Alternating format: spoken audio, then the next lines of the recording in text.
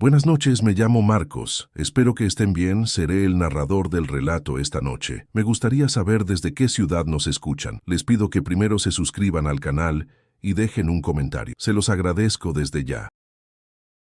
En 1993, bajo un cielo anaranjado por el veneno, en los canales olvidados de Tláhuac, la propia ciudad dio a luz a un monstruo que no aparece en ninguna leyenda. El informe oficial habló de contingencia ambiental, pero silenció el costo real, un sacrificio pagado con la lealtad de un perro y el juramento de un único sobreviviente. El aire era tan espeso que se podía masticar, un sabor a óxido y a lodo podrido que se pegaba al fondo de la garganta. Hoy, un contrato de construcción amenaza con romper ese juramento, ignorando que lo que duerme bajo esa tierra no está muerto, solo ha estado esperando. El hombre que se sienta junto a la ventana ya no mide el tiempo en amaneceres, sino en la proximidad de las máquinas. Don Roberto, con la piel curtida y los 90 años pesándole en la curvatura de la espalda, observa el avance del concreto sobre los últimos vestigios de Tláhuac. En 1993 era un ejidatario de 60 y tantos, un hombre terco aferrado a las chinampas que su familia había sembrado por generaciones. Hoy es un fantasma en su propia tierra, un guardián silencioso de un lote que nadie ha osado arar en más de 30 años. Cada mañana el rugido distante de la construcción es un recordatorio de que su tiempo para callar se agota. Su nieta, una ingeniera brillante y pragmática, ve en ese terreno un proyecto, una oportunidad de desarrollo. Él ve una tumba, una zona de cuarentena sellada por el sacrificio de su único amigo, y sabe que debe hablar antes de que la modernidad desentierre un horror que nunca murió del todo. Antes de continuar, suscríbete y cuéntanos desde qué parte de México o del mundo estás viendo esto. La rutina de Roberto es un ritual de silencios. Se levanta antes de que el sol logre perforar el velo gris de la contaminación citadina,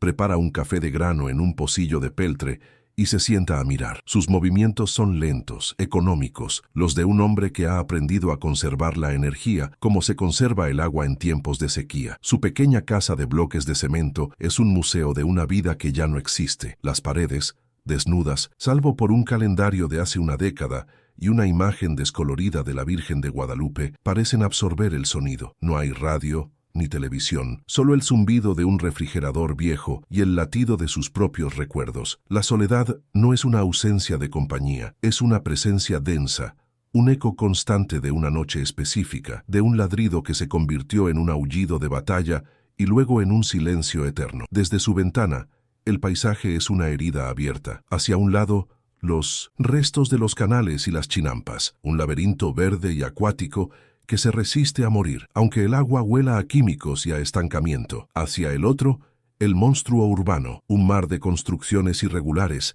techos de lámina y marañas de cables que se extienden hasta donde alcanza la vista. Roberto vive en la frontera, en el espacio liminal donde el México antiguo y el moderno colisionan violentamente. Es un lugar fantasmal, especialmente por la noche, cuando el smog espeso difumina las luces de la ciudad en un resplandor anaranjado y enfermizo, un cielo artificial que promete progreso pero que huele a veneno. Él conoce el verdadero sabor de ese aire, un gusto metálico que se pega al fondo de la garganta, el mismo que respiró aquella noche. No hay un altar para cenizo, ni una fotografía. Su memoria vive en los espacios vacíos, en el rincón de la cocina donde solía estar su plato de comida, en la forma en que Roberto todavía mira hacia el suelo antes de abrir la puerta, esperando ver una cola moviéndose. Cenizo era un perro mestizo, de pelaje ceniciento y una lealtad forjada en el abandono mutuo. Era tan parte de esa tierra como los agüejotes y el lodo, un animal sin pedigrí, resiliente y olvidado, como su dueño. Recordarlo no es un acto de nostalgia, es una invocación de la deuda. Roberto siente el peso de su supervivencia cada día, la certeza de que su vida fue comprada con la de su perro. El silencio que ha guardado no es por miedo, es por respeto a ese sacrificio. Un luto que se ha extendido por 3 décadas. La llegada de su nieta Jimena es una interrupción en el ritual. Ella trae consigo el olor a perfume de oficina, el sonido de un celular que no deja de vibrar y los planos de un futuro que Roberto no quiere. Los extiende sobre la mesa de madera, hablando de estudios de impacto ambiental, de permisos de construcción, de la revalorización de la zona. Él la escucha en silencio, asintiendo sin estar de acuerdo. Ve en sus ojos el mismo brillo de ambición que vio en los ingenieros que secaron el lago de Texcoco. Ella no puede entender que esa tierra no es un activo, es una responsabilidad. No ve la historia escrita en el suelo con un lenguaje de miedo y sangre, solo ve metros cuadrados listos para ser monetizados. Él sabe que las palabras de ella, llenas de lógica y progreso, son más peligrosas que cualquier excavadora. La atmósfera de su memoria es sofocante, una recreación sensorial que el presente no logra disipar. Cierra los ojos, y el año 1993 regresa con una claridad brutal. La crisis de contaminación en su apogeo. Las noticias hablando de inversión térmica y contingencia ambiental. Palabras que no significaban nada para él. Lo que sí significaba algo era el manto de smog que se asentaba sobre Tláhuac como una mortaja, tan denso que ahogaba los sonidos y convertía la luz del día en un crepúsculo perpetuo. El aire no solo se veía, se sentía, una capa grasosa sobre la piel, un sabor a óxido en la boca. No era el escenario de un cuento de espantos gótico, sino el laboratorio de un horror moderno y sucio, nacido de la negligencia humana. Sus abuelos le contaban leyendas sobre la Llorona, cuyo lamento se escuchaba en los canales limpios de su infancia. Pero lo que acechaba en la década de los 90 no era un fantasma del pasado, era un producto tóxico del presente, un secreto nacido de los desechos industriales y los basureros clandestinos que envenenaban las aguas. Roberto había comenzado a sentirlo meses antes de la confrontación, una presencia anómala, una sensación de ser observado desde la oscuridad turbia de los canales. Los animales de granja de sus vecinos desaparecían, dejando tras de sí solo un rastro de un líquido oscuro y aceitoso que se evaporaba con el sol. La gente de los asentamientos irregulares cercanos también se desvanecía, pero eran personas por las que nadie preguntaba, invisibles para la ciudad. El silencio que Roberto ha mantenido durante 30 años ha sido una forma de cuarentena. Él no aró más esa tierra, no permitió que nadie construyera sobre ella, no por terquedad de agricultor, sino por el instinto de un guardián. Sabía que remover ese suelo era como levantar la costra de una herida infectada. Debajo yacía la prueba del enfrentamiento, la memoria de un terror biológico que se había adaptado a un ecosistema envenenado. Proteger ese secreto era su manera de honrar a Cenizo, asegurándose de que su sacrificio no fuera en vano, que la barrera que el pequeño cuerpo de su perro había creado entre esa cosa y el mundo se mantuviera intacta, pero ahora las máquinas amenazaban con romper ese sello. Su cuerpo es un archivo de dolor. Las articulaciones le duelen con el frío de la mañana, la espalda es un nudo de vértebras cansadas, pero ese dolor físico es un consuelo comparado con el peso invisible que carga en el alma, la culpa del sobreviviente, la imagen recurrente de Cenizo, no como el amigo fiel que dormitaba a sus pies, sino como el guerrero desesperado, con el pelaje erizado y los dientes expuestos, interponiéndose entre él y la oscuridad. Esa memoria es una cicatriz interna que nunca ha sanado. A veces, en el silencio de la noche, cree escuchar el eco de un gruñido, el sonido de garras húmedas arañando la tierra, y su corazón de anciano se acelera con el pánico de un hombre joven. La decisión se cristaliza mientras observa a Jimena doblar sus planos. Ella le da un beso en la frente, le habla de volver el fin de semana para convencerlo de firmar los papeles de la venta. Cuando ella se va, Roberto se queda mirando el lote vacío. El sol de la tarde proyecta su sombra larga y encorvada sobre la tierra yerma. Sabe que no puede detener las máquinas con sus manos, solo puede hacerlo con su historia. Debe profanar el silencio, desenterrar el horror y mostrárselo a su nieta. Debe hacerle entender que lo que ella llama progreso está a punto de despertar un nido. El relato no será una confesión, será un arma, la única que le queda para defender la cuarentena que Cenizo pagó con su vida. El gatillo no es un sonido, sino el crujido de un papel. Jimena regresa el viernes, no con argumentos, sino con un contrato de compraventa y un informe de análisis de suelo. Lo desliza sobre la mesa. Su entusiasmo es un ruido agudo en el silencio de la casa. Habla de niveles aceptables de metales pesados, y luego menciona, casi como una nota al pie, ciertas anomalías biológicas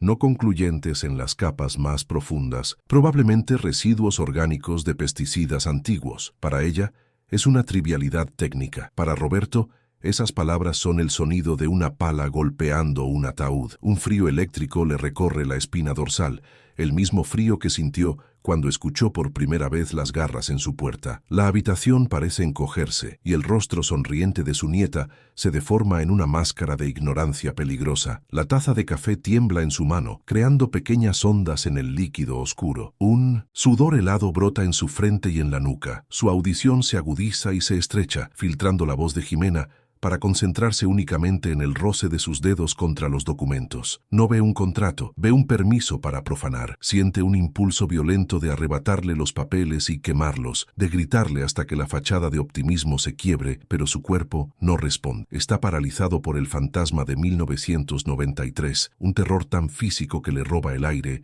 y le ancla los pies al suelo. Es el pánico de un hombre desarmado frente a un depredador que vuelve. Y esta vez, el depredador viste el traje del progreso y lleva el rostro de su propia nieta. Cuando por fin logra hablar, su voz es un susurro ronco, frágil. Esa tierra no se vende, no debe tocarse.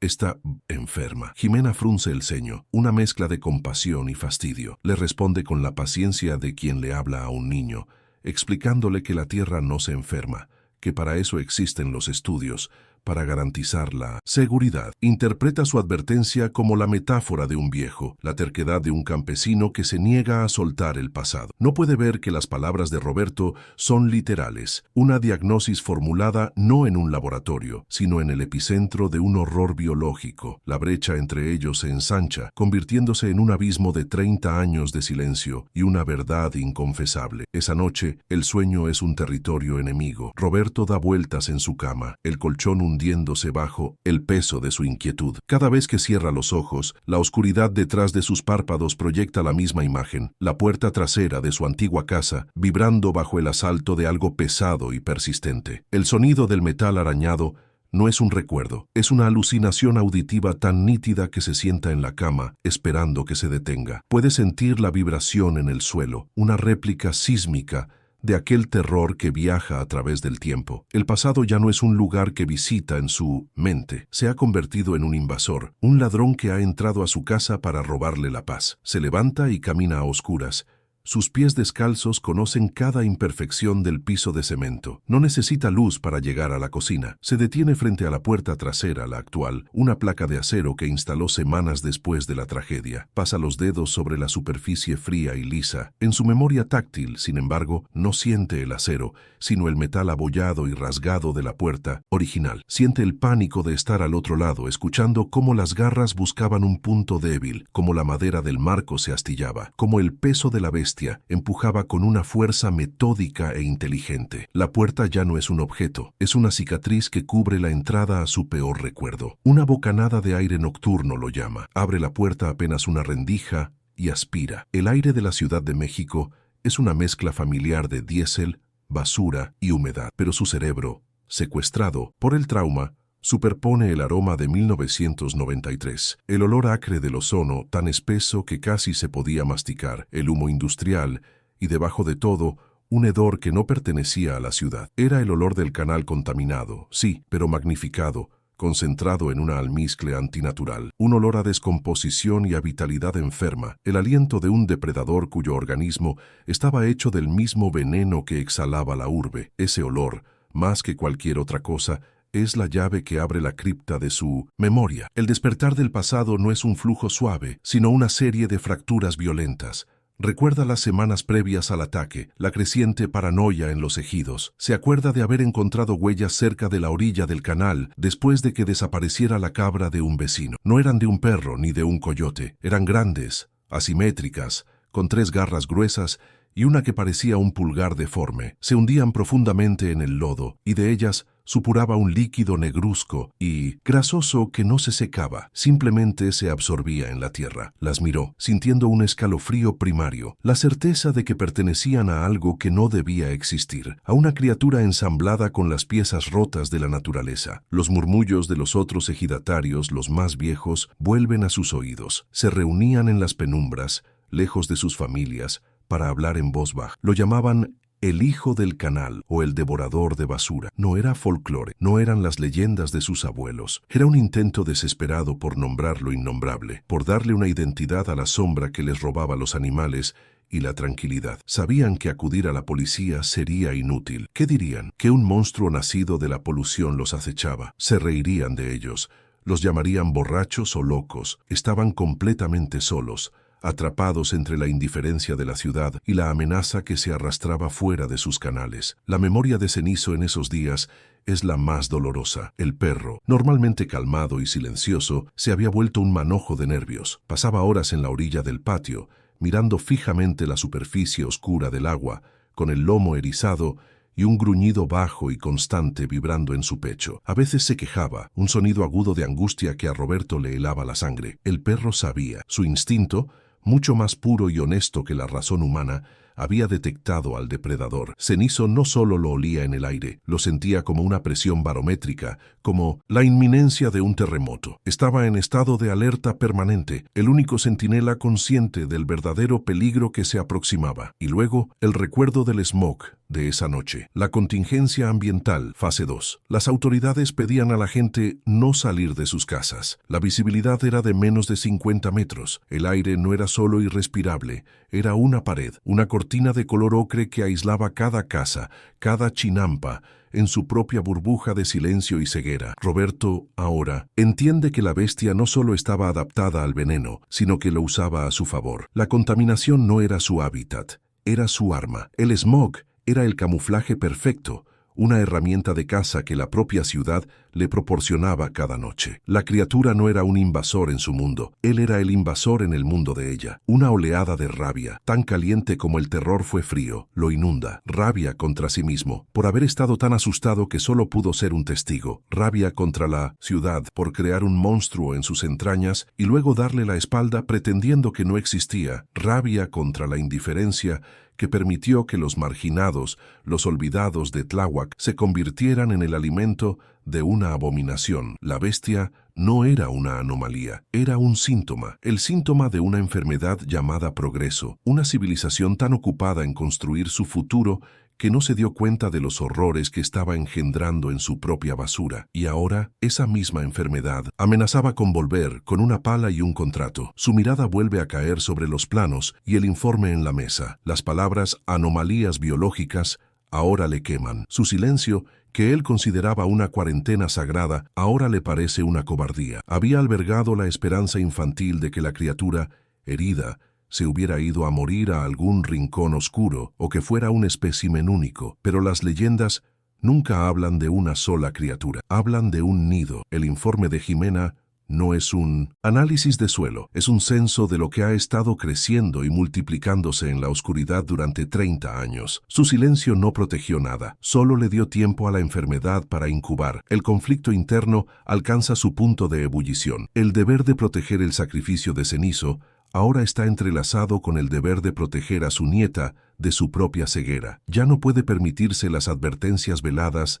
ni las metáforas. El miedo a revivir el trauma es inmenso, pero el miedo a que Jimena desate esa plaga sobre el mundo es mayor. Tiene que hacerla entender, y las palabras ya no son suficientes. La gente como ella, la gente del nuevo mundo, solo cree en lo que puede ver y tocar, y él, por desgracia, guardó pruebas que juró nunca volver a mirar. Se dirige a su recámara, a un viejo baúl de madera que no ha abierto en más de una década. El chirrido de las bisagras oxidadas es como un gemido de protesta. Sus manos, manchadas por la edad, tiemblan al hurgar entre ropas viejas y recuerdos sin importancia. Finalmente, sus dedos encuentran un bulto envuelto en una tela aceitada. Lo saca a la luz. Es el machete, el mismo fierro que empuñó inútilmente esa noche. La hoja está manchada, no de óxido, sino de algo más oscuro, y a lo largo del filo hay una muesca profunda, un recuerdo violento del impacto contra algo increíblemente duro. Debajo del machete hay otro paquete más pequeño, envuelto en un pañuelo que alguna vez fue blanco. Con una lentitud ceremonial, lo desenvuelve. Dentro hay un objeto oscuro, dentado, de unos 10 centímetros de largo. Parece una lasca de obsidiana, pero tiene la textura porosa del hueso y un peso antinatural. Se desprendió de la criatura durante la pelea, arrancado por los dientes de Cenizo. Un fragmento de la bestia, un diente o una garra, lo ha guardado como un recordatorio, como la prueba tangible de que lo que vivió no fue una pesadilla ni una alucinación inducida por el smog, fue real. Sosteniendo el machete en una mano y el fragmento en la otra, el pasado deja de ser una memoria para convertirse en una fuerza presente. El temblor de sus manos no es de vejez, es de una adrenalina recordada. El anciano recluido se desvanece y en su lugar queda el sobreviviente, el guardián de la cuarentena. Ya no hay duda en sus ojos, solo una resolución sombría. No va a contarle a Jimena la historia, va a llevársela, va a obligarla a pararse en la misma tierra donde un perro mestizo le enseñó el verdadero significado del valor y le va a mostrar la cicatriz que dejó en el mundo. La memoria de aquella noche no llega en orden. Es una tormenta de fragmentos sensoriales, un asalto a la razón. Todo comienza con el sonido, no un rugido, ni un gruñido animal. Comienza con el rasguño metódico en la puerta trasera, un sonido de garras gruesas y húmedas raspando el metal. Al principio, Roberto pensó que era un ladrón, un yonki de los asentamientos cercanos buscando algo que robar. Tomó el machete que siempre tenía junto a la entrada, más por costumbre que por verdadera previsión, pero entonces Cenizo, que ante los extraños solo ladraba con fuerza, reaccionó de una manera que nunca había visto. No era agresión, era un pánico furioso, un estado de terror protector que transformó al perro calmado en una bestia erizada, con los ojos inyectados en sangre. El perro se lanzó contra la puerta desde adentro, golpeándola con su cuerpo, gruñendo con una ferocidad que parecía venir de un animal mucho más grande. Roberto sintió el primer latido real de miedo. Cenizo no le temía a los hombres. El olor que se filtraba bajo la puerta, un aroma a lodo podrido y a carne rancia, le decía que lo que estaba afuera no era humano. Roberto pegó el ojo a una pequeña rendija en la pared, tratando de ver a través del smog anaranjado y denso. No pudo ver nada, solo sombras moviéndose dentro de la neblina tóxica, una oscuridad dentro de otra. El rasguño se detuvo y fue reemplazado por un golpe sordo y pesado, luego otro. La puerta de metal comenzó a abollarse hacia adentro. La atmósfera dentro de la humilde casa se volvió irrespirable, una mezcla del propio sudor frío de Roberto y el olor a miedo que emanaba del perro. Cada golpe en la puerta era una sentencia. Él, un hombre de 60 y tantos años, armado con una herramienta de campo, contra una fuerza que podía abollar el acero. Miró a Cenizo, que no retrocedía, sino que se plantaba con más firmeza, con las patas delanteras ancladas al suelo y un hilo de baba colgando de su hocico. En ese momento Roberto comprendió que la lealtad de su perro no era un simple afecto, era un pacto de sangre. El animal estaba dispuesto a morir en ese piso de tierra apisonada para proteger el contenido de esa casa, su amo. Y entonces un sonido nuevo, mucho más perturbador, cortó la tensión. Un gemido agudo, lastimero, que sonaba inquietantemente como el llanto de un bebé. Venía de justo afuera de la puerta, una trampa auditiva, una mímica perversa diseñada para atraer. Cualquier instinto de compasión que pudiera haber sentido se evaporó, reemplazado por un horror visceral. ¿Qué clase de depredador usa el llanto de un niño como señuelo? La bestia no solo era fuerte, era inteligente, una inteligencia maligna y adaptativa. Era un cazador que había evolucionado en el basurero de la civilización, aprendiendo a usar los sonidos de la presa para atraerla hacia la muerte. Cenizo no se dejó engañar. El llanto falso solo intensificó su furia. El marco de madera cedió con un crujido espantoso. La puerta se abrió de golpe, no por completo, sino lo suficiente para que la criatura metiera una extremidad. No fue una pata, no fue una garra, fue un apéndice oscuro, liso, sin pelo, que brillaba con un moco aceitoso a la luz del único foco de la cocina. Se movía con una articulación antinatural, como la pata de una araña y un brazo humano fusionados. Se flexionó, buscando apoyo, y las garras, gruesas y negras como el vidrio volcánico, rasgaron el cemento del suelo. El olor se intensificó, llenando la habitación, un hedor nauseabundo a infección y a químicos. Roberto retrocedió un paso, paralizado, el machete sintiéndose como un juguete inútil en su mano. Pero Cenizo no retrocedió. En el instante en que la extremidad entró, el perro se lanzó, no ladró, no dudó. Fue un borrón de pelaje gris que se estrelló contra el apéndice, mordiendo con toda la fuerza de su mandíbula. Hubo un sonido húmedo, un desgarro y un chillido agudo y discordante desde afuera, un ruido que no pertenecía a ninguna garganta animal conocida. La extremidad se retiró con violencia, y Cenizo fue arrastrado con ella hacia el patio. Roberto salió de su parálisis impulsado por un torrente de adrenalina y pánico. Corrió hacia afuera, gritando el nombre de su perro, internándose en la neblina tóxica donde la batalla acababa de comenzar. El patio se convirtió en una arena infernal. La visibilidad era casi nula. El smog anaranjado lo envolvía todo, convirtiendo las siluetas en manchas oscuras y cambiantes. Roberto podía oír más de lo que podía ver. El sonido de dos cuerpos chocando, el gruñido desesperado de Cenizo, el ruido sordo y húmedo de carne siendo golpeada. Veía destellos de la pelea, la forma grande y encorvada de la bestia, mucho más alta que un hombre, moviéndose con una rapidez desconcertante. Su piel oscura y brillante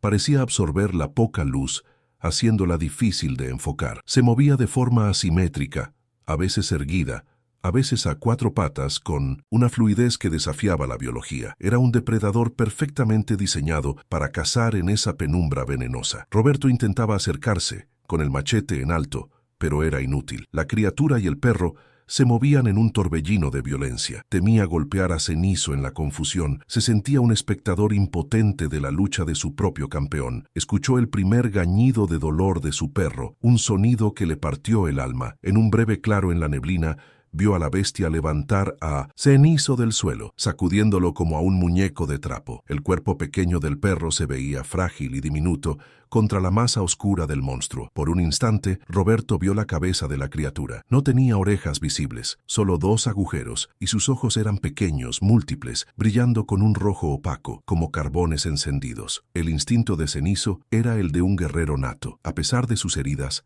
seguía luchando. Se retorcía en el aire, mordiendo y arañando. Logró clavar sus dientes en una de las patas delanteras de la bestia, arrancando un trozo de esa piel lisa y correosa. La criatura chilló de nuevo, un sonido que vibró en los huesos de Roberto, y arrojó a Cenizo violentamente contra la pared de bloques de la casa. El impacto fue un ruido sordo y terrible. El perro cayó al suelo y no se movió. La bestia, cojeando ligeramente, se olvidó del perro y se giró hacia Roberto, que ahora era el único objetivo. El verdadero terror, puro y sin intermediarios, se apoderó de Minuskin. Él, el hombre y la bestia se enfrentaron durante una fracción de segundo que duró una eternidad. La criatura se irguió sobre sus patas traseras, revelando su tamaño. Su pecho era estrecho, pero sus hombros anchos y poderosos. No tenía un rostro definido, solo una hendidura vertical que se abrió para revelar hileras de dientes como agujas negras. El hedor era abrumador. Roberto levantó el machete, sus manos resbaladizas por el sudor. Sabía que iba a morir. No había forma de que pudiera ganar. Solo esperaba que fuera rápido. Cerró los ojos preparándose para el impacto, un rezo silencioso formándose en sus labios. El progreso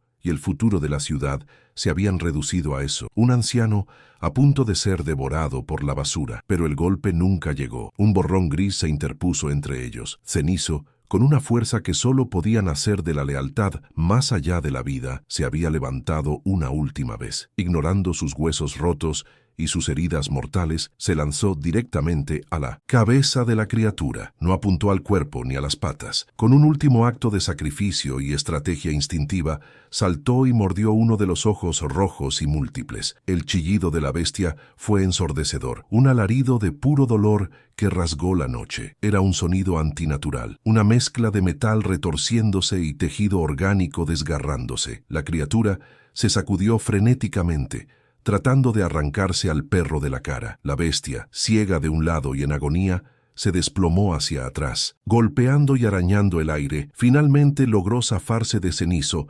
lanzándolo a un lado con un último gesto de violencia, pero ya no estaba interesada en la pelea. El dolor era demasiado. Se giró, tropezando y cojeando, y huyó hacia la oscuridad del canal. Se movía de forma errática, dejando un rastro de líquido oscuro y espeso. Roberto escuchó el chapoteo cuando entró al agua, y luego un silencio denso y pesado descendió sobre el patio. Un silencio que solo era roto por el sonido de su propia respiración entrecortada y el goteo de algo que caía al suelo. Corrió hacia donde había caído Cenizo. El perro yacía de costado, su pelaje gris manchado de sangre y del moco negro de la bestia. Su respiración era superficial, un jadeo doloroso. Roberto se arrodilló, levantando la cabeza de su amigo y poniéndola en su regazo. No había nada que pudiera hacer. Las heridas eran demasiado graves. El perro lo miró, y en sus ojos no había miedo, solo un agotamiento infinito y una última chispa de reconocimiento. Lamió la mano de Roberto una vez, un gesto débil, y luego su cuerpo se relajó. El pequeño corazón que había luchado con la furia de un león se detuvo. Roberto se quedó allí, en medio del patio profanado, abrazando el cuerpo aún caliente de su perro. El smog comenzó a disiparse ligeramente, como si el propio cielo se hubiera cansado de ocultar la tragedia. La luz anaranjada de la ciudad iluminaba la escena, dándole un aire irreal y pictórico. No lloró. El shock y el horror habían secado sus lágrimas. Solo sentía un vacío inmenso, una culpa aplastante y una gratitud tan profunda que dolía. Había sobrevivido, pero el precio de su vida era el cuerpo sin vida del único ser que lo había amado incondicionalmente. El silencio que siguió no fue de paz, fue el silencio de una tumba recién cavada. Al amanecer, enterró a Cenizo en el mismo lote de tierra que el perro había defendido. No puso una cruz, ni una piedra. No quería que nadie supiera, que nadie hiciera preguntas. Quería que el sacrificio de su amigo permaneciera anónimo, sagrado. Mientras cavaba, encontró el fragmento de garra o diente que Cenizo había arrancado de la bestia. Lo guardó, la única prueba física de que la abominación era real y vulnerable. Ese día, Roberto dejó de ser un agricultor. Se convirtió en un guardián. Juró sobre la tumba sin nombre de su perro que esa tierra nunca más sería perturbada. Sería una zona de cuarentena, un monumento silencioso al coraje de un perro mestizo. El trauma de esa noche se incrustó en su psique. Durante años, cualquier sonido inesperado en la noche lo hacía saltar. El olor a agua estancada le provocaba náuseas. Las noches de smog denso eran una tortura. Pasaba las horas en vela, sentado junto a la puerta con el machete en el regazo, esperando un regreso que nunca ocurrió. La ausencia de Cenizo era un miembro fantasma, un vacío a su lado que nunca se llenó. El silencio institucional fue absoluto. Nadie investigó los animales desaparecidos, ni a la gente perdida. Eran pérdidas aceptables en el balance de una megaciudad que no tenía tiempo para sus propios monstruos. La memoria del horror original no es solo la del monstruo, sino la del abandono, el abandono de las autoridades, el abandono de una ciudad que envenenaba su periferia y luego ignoraba los gritos que surgían de ella. La bestia no era una fuerza sobrenatural, era una consecuencia ecológica, un cáncer que había hecho metástasis en los canales olvidados de Tláhuac. Roberto comprendió que el verdadero horror no era que existieran monstruos, sino que los creamos nosotros, con nuestra negligencia, nuestra contaminación y nuestra arrogancia. Y una vez creados, los negamos, dejando que los más vulnerables paguen el precio. Ahora, 30 años después, al revivir cada detalle, Roberto siente la misma mezcla de terror y rabia. Se da cuenta de que su cuarentena no fue suficiente. El monstruo no murió, solo fue ahuyentado, fue herido. Pero las criaturas así, nacidas de la toxicidad, son resistentes, sanan y se reproducen. La tierra que ha protegido no es solo una tumba, es un nido, y su nieta, con sus planos y sus sueños de concreto, está a punto de romper el cascarón con una excavadora,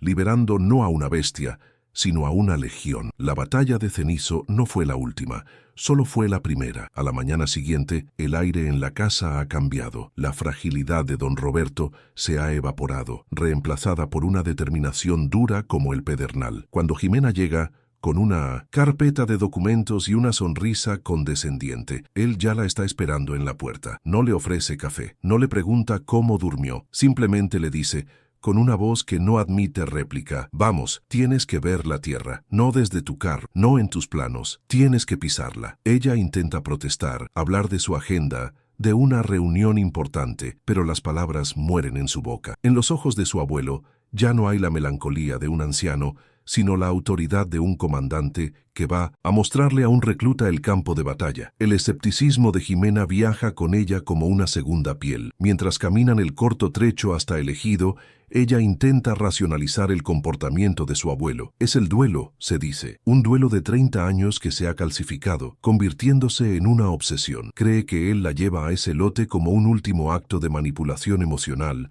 para hacerla sentir culpable y que desista del proyecto. Se prepara para ser paciente, para escuchar la misma historia otra vez, para asentir y consolarlo. No se da cuenta de que no va a una sesión de terapia, sino a una autopsia. No entiende que el hombre que camina a su lado, con pasos lentos pero firmes, no es un anciano senil, sino un testigo que ha decidido reabrir el caso. El trayecto es un viaje en el tiempo para Roberto. Cada árbol, cada piedra en el camino, es un marcador de su memoria. Aquí jugaba Cenizo con las lagartijas, murmulla, más para sí mismo que para ella. Y por allá, señala hacia una maraña de concreto, estaba la milpa del compadre Felipe, antes de que desapareciera su hijo mayor. El esfuerzo físico es evidente. Su respiración es un fuelle cansado y se apoya pesadamente en un bastón que no suele usar. Jimena lo observa y una punzada de culpa se mezcla con su impaciencia. Ve la fragilidad de su cuerpo, pero ignora la fuerza de hierro de su propósito. Él no está recordando,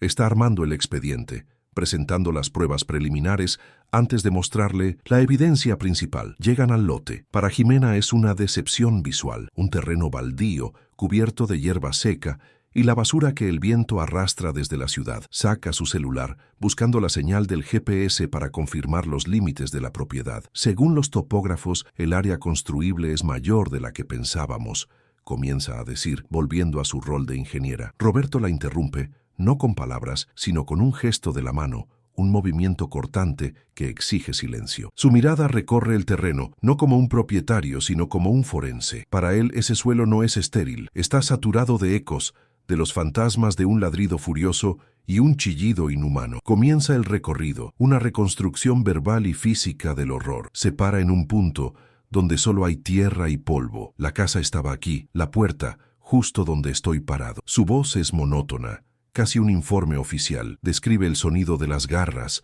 el llanto mimético, la extremidad oscura entrando en su cocina. Jimena lo escucha, de brazos cruzados, una muralla de racionalidad protegiéndola de la historia. Intenta encontrarle sentido. Quizás fue un coyote particularmente grande o un perro salvaje. La mente humana, sobre todo una mente entrenada en la lógica como la suya, aborrece el vacío de lo inexplicable y se apresura a llenarlo con respuestas plausibles, aunque sean incorrectas. La incredulidad de Jimena es un muro. Él puede verla en sus ojos, en la forma en que su boca se tensa en una mueca de lástima. Para ella, él es el protagonista de una tragedia personal cuya mente ha abordado un monstruo para poder sobrellevar la muerte de su perro. Abuelo, muchas cosas extrañas pasaban en esa época. La contaminación, los animales. Es normal que lo recuerdes así, magnificado. Sus palabras son suaves, pero para Roberto son como bofetadas. La condescendencia de la ciencia, la arrogancia de la juventud que cree que todos los misterios del mundo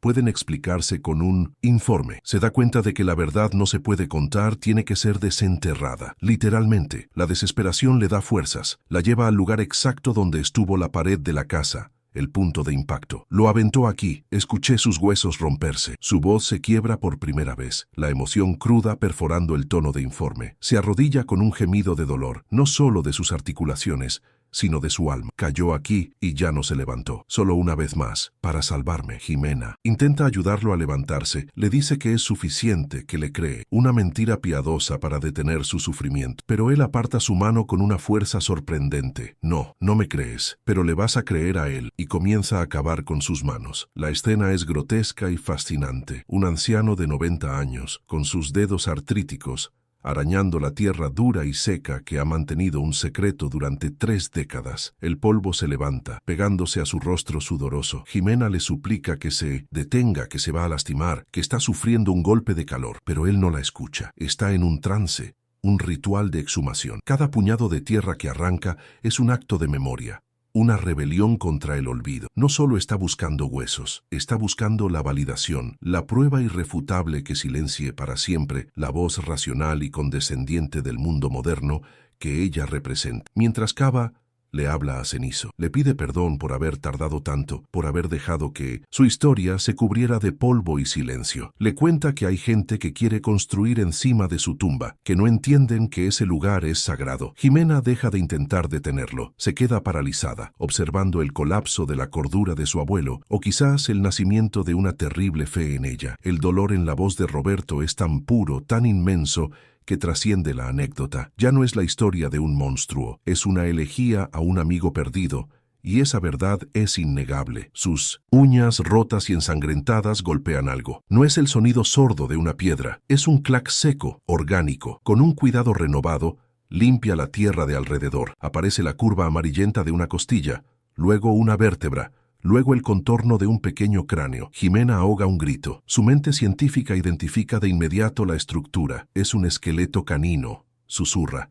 las palabras saliendo sin aliento. Han encontrado la tumba, han encontrado a Cenizo. La historia de su abuelo acaba de adquirir un peso físico, una realidad ósea que no puede ser descartada como una simple fantasía. El descubrimiento lo cambia todo. El silencio entre ellos ahora es pesado, cargado de una nueva tensión. Jimena mira el pequeño esqueleto con una mezcla de horror y reverencia. La base de la historia de su abuelo era cierta. Hubo una pelea, el perro murió defendiéndolo. Su trauma tenía un ancla en la realidad. Se agacha junto a Roberto y pone una mano en su hombro, un gesto que ya no es de piedad, sino de respeto. Por primera vez empieza a tener miedo. Si esa parte de la historia es real, ¿qué hay de la otra? La parte del monstruo. Roberto se levanta lentamente, dejando atrás los restos de su amigo. Su misión no ha terminado. Con la mirada fija, escanea el perímetro del lote. Su memoria le muestra el camino que tomó la bestia al huir, una línea recta hacia el antiguo canal. Camina con decisión hacia el borde de la propiedad, donde la vegetación es más densa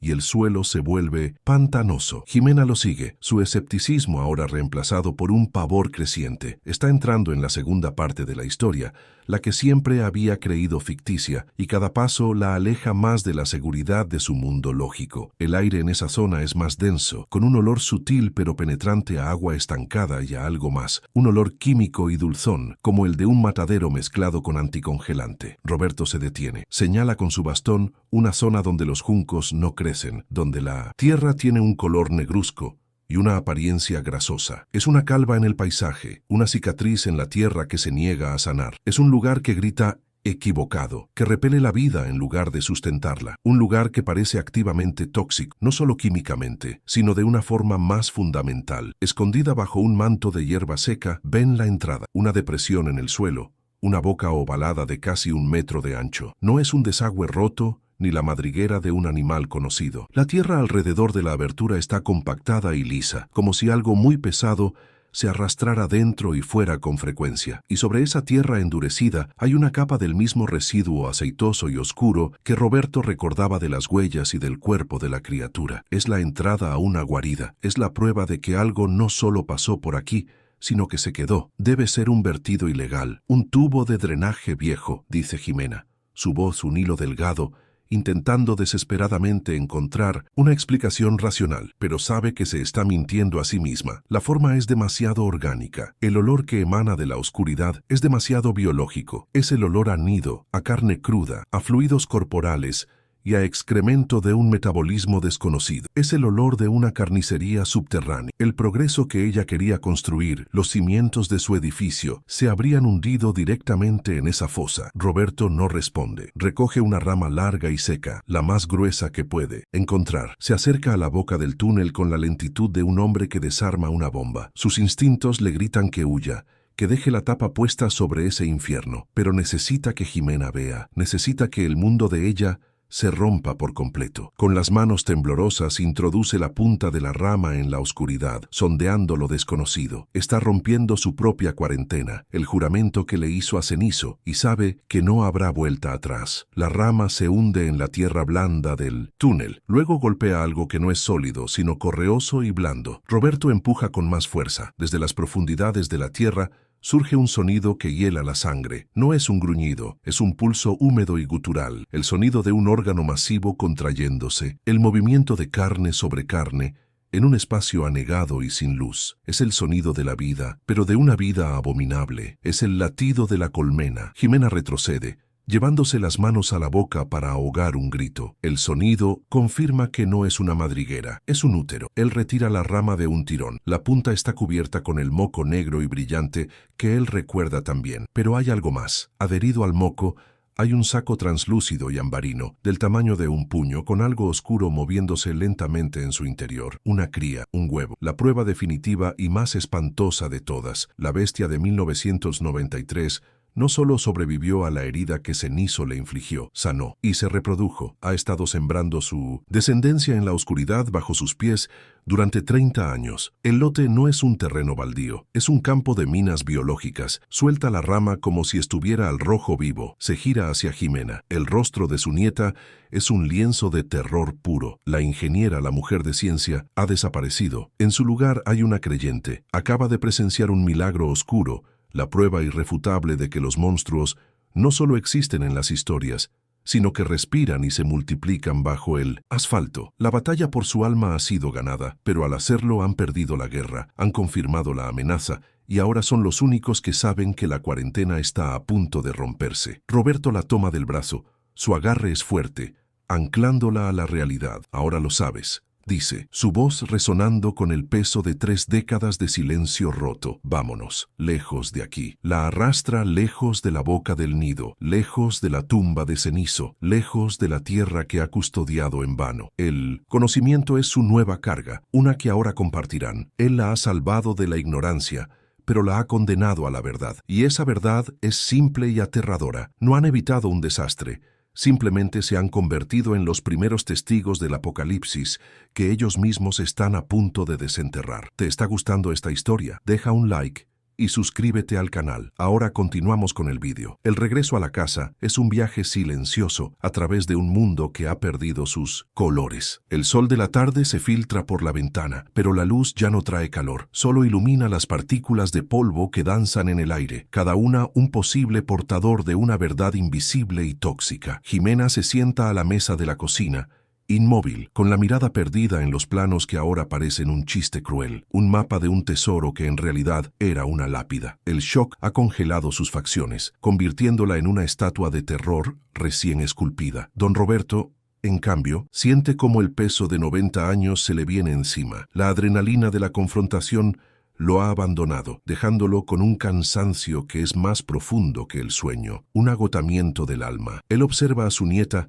y ve su propio reflejo de hace 30 años. Ve cómo el velo de la normalidad se desgarra, revelando la maquinaria grotesca que funciona justo debajo de la superficie. La ambición en los ojos de ella ha sido reemplazada por el horror. Su confianza en la lógica y la ciencia ha sido aniquilada por el sonido húmedo de un nido subterráneo. Roberto comprende que no solo le ha mostrado la verdad, le ha transferido la enfermedad de saber. El cargo de guardián que él ha llevado en solitario durante 3 décadas ahora es de ella. Ya no está solo en su celda de memoria, le ha pasado las llaves a la única familia que le queda, condenándola a compartir su vigilia. Con un movimiento que parece costarle toda la energía que le resta, se sienta frente a ella, toma un viejo cuaderno y una pluma. Sus manos, que antes temblaban de miedo, ahora se mueven con una calma solemne. Comienza a escribir, no una carta, sino un informe, un testamento final destinado no a un juez, sino a la historia. Cada palabra es un ladrillo en el muro de la memoria que intenta construir. Describe la apariencia de la bestia, su comportamiento, el sonido de su mímica, la textura de su piel. Detalla la ubicación del nido con la precisión de un cartógrafo. Es el acto final de un testigo, su confesión. Terminal, un intento desesperado de asegurarse de que la verdad sobreviva, incluso si ellos no lo hacen. Mientras escribe, una claridad brutal se apodera de sus pensamientos. Entiende que la amenaza nunca fue una sola criatura. Matar a la bestia de 1993, si hubiera podido, no habría solucionado nada. El verdadero monstruo era el ecosistema que la creó, una matriz de negligencia industrial, corrupción política y apatía social. Las criaturas no eran más que los anticuerpos de un planeta enfermo, una respuesta inmunológica violenta a la infección humana. Su lucha nunca fue contra un animal, sino contra la naturaleza de su propia civilización, una civilización que genera horrores y luego paga para no tener que mirarlos a la cara. La pluma se mueve, documentando no solo un evento, sino una acusación. El recuerdo de Cenizo llena su mente, pero esta vez, la imagen no trae solo dolor, sino una lección final. Un perro mestizo, un ser de puro instinto, había entendido la verdad de forma instantánea. No necesitó análisis de suelo ni estudios de impacto ambiental para saber que lo que estaba al otro lado de la puerta era una profanación de la vida. Su ladrido no fue solo una advertencia, fue un juicio. El instinto del animal resultó ser una herramienta de diagnóstico más precisa que toda la ciencia de su nieta. Esa es la herencia que realmente quiere dejar, la sabiduría de escuchar el gruñido primario de la tierra cuando te advierte que has cavado demasiado profundo. Jimena finalmente rompe el silencio. Su voz es apenas un susurro quebrado. ¿Qué hacemos, abuelo? Tenemos que avisar al gobierno, al ejército, a alguien. Roberto detiene su escritura y levanta la vista. Su mirada es la de un hombre que ha sopesado esa pregunta durante miles de noches solitarias. Niega con la cabeza lentamente. ¿Y qué les diremos? ¿Que el monstruo del basurero es real? Se reirán, nos encerrarán, o peor, nos creerán. Le explica la consecuencia inevitable de esa verdad. La zona sería declarada un riesgo biológico, el ejército la tomaría, los científicos la estudiarían en secreto y la historia oficial sería que encontraron un vertido tóxico. La verdad sería enterrada bajo capas de burocracia y seguridad nacional. La lucha, le dice, ya no puede ser física. Volver a ese lugar con fuego o con armas solo esparciría la infección o los convertiría en las primeras víctimas de una erradicación oficial. Su deber ha cambiado. Ya no son guardianes de un pedazo de tierra, son guardianes de una memoria. Su responsabilidad es asegurarse de que el sacrificio de Cenizo no se convierta en una nota al pie de un informe clasificado. Deben convertirse en los portadores silenciosos de la advertencia, una orden monástica de 2 personas, cuya única misión es evitar que la humanidad rompa el sello de su propia creación. Su silencio debe transformarse de una cuarentena de ignorancia a una de conocimiento estratégico. Termina de escribir la última frase. Con cuidado, dobla las hojas del cuaderno y las mete en un sobre amarillento por el tiempo. Luego, va a su recámara y regresa con el pequeño pañuelo que contiene el fragmento oscuro de la bestia. Lo introduce en el sobre junto a las hojas. Es el expediente completo, el testimonio y la prueba física. Empuja el sobre la mesa hasta que los dedos de Jimena lo tocan. Es una abdicación y una coronación. El traspaso del deber de un hombre al borde de la tumba a una mujer al borde de una nueva y terrible vida. Esto es tuyo. Ahora, dice su gesto, la verdad es tuya. Una paz extraña y desoladora se asienta sobre don Roberto. Siente como si un ancla que llevaba atada al cuello durante 30 años finalmente se hubiera soltado. El acto de compartir la carga lo ha liberado. No del miedo, sino de la soledad. Ha cumplido su promesa, ha honrado a su amigo, ha armado a su descendencia con el arma más poderosa de todas. La verdad. Mira por la ventana el resplandor enfermo de la Ciudad de México. Esa metrópolis que es a la vez un milagro de la ingeniería y una fábrica de pesadillas. Y por primera vez en mucho tiempo no siente rabia, solo un cansancio cósmico. Sus últimos pensamientos coherentes no son para la humanidad ni para el futuro. Son para un perro mestizo de pelaje ceniciento. Cierra los ojos y puede verlo, corriendo por los campos de cempasúchil que ya no existen, con la cola en alto, libre y feliz. Se consuela con la idea de que Cenizo no murió por nada, que su acto de valentía compró 30 años de paz, un tiempo precioso que el mundo ni siquiera supo que le habían regalado. La defensa de la muralla había terminado para él. Ahora, un nuevo centinela tomaba su puesto. Su deber estaba cumplido. La cámara se enfoca en el rostro de Jimena. El terror inicial ha comenzado a retroceder, reemplazado por una expresión de dureza que no tenía antes. Sus dedos se cierran alrededor del sobre, su agarre es firme. En sus ojos, la luz de la ambición ha sido sustituida por el fuego sombrío de la responsabilidad. La ingeniera que soñaba con construir edificios ha muerto en ese lote. En su lugar ha nacido una guardiana, una portadora de un legado terrible. El ciclo de la vigilia no se ha roto, simplemente se ha renovado. Ella es la nueva memoria viviente del horror de Tláhuac. Don Roberto la mira una última vez. Su voz, cuando habla, es el susurro seco de las hojas muertas, pero cada palabra tiene el peso de una lápida. Es su advertencia final, la profecía que le deja como herencia. El resumen de todo lo que han vivido y todo lo que está por venir. El progreso, dice, es una bestia que siempre tiene hambre, y nosotros, con nuestra basura, solo le hemos enseñado nuevas formas de morder. ¿Qué estarías dispuesto a callar para proteger al mundo? Deja un corazón si crees que hay verdades que merecen ser contadas. Comenta, el bosque no olvida, si también sientes que el silencio puede ser un enemigo.